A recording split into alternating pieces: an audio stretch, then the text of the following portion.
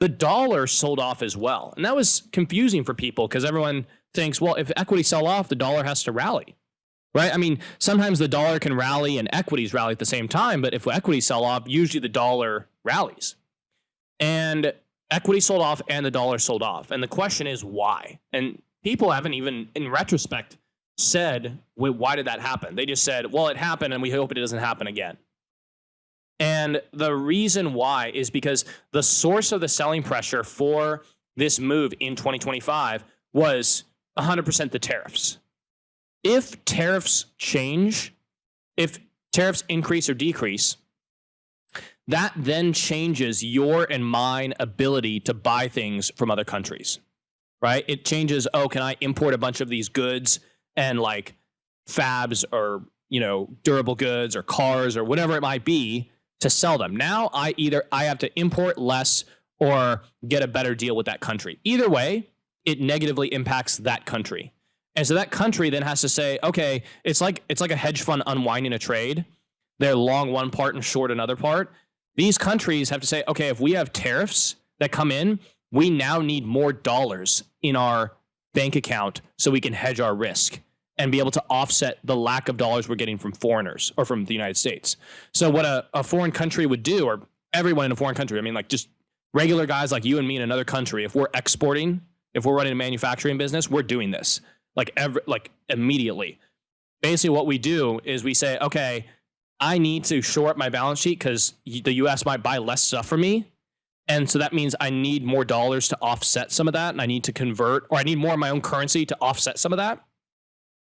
And so what they would do is they would say, okay, let me sell the US equities that I have and get out of dollars as well. So I would sell my US equities, convert them into dollars, and then take those dollars and convert them into my local currency. And they would take those and shore up their balance sheet a little bit in the same way a hedge fund has to unwind two sides of their equity long short trade and basically hedge because they don't know where all this tariff stuff is going to go. And they have to unwind some of their dollar positioning because over the last, again, 40 years, every foreigner, once they get dollars from a country, or from the United States, they take those and the surplus of them, they put them in financial assets, U.S. financial assets. So foreigners hold so much U.S. financial assets that when you have this shock to the system, it causes them to unwind, which is why the dollar moved down and equities moved down at the same time. So my view is that on the one side, this top in markets could occur, and I don't think it's right now. I think we're still skewed to the upside. So yeah, to be very clear, I'm long, I'm bullish, all that stuff, right? If long end rates blow out because of inflation, that will pull equities down likely.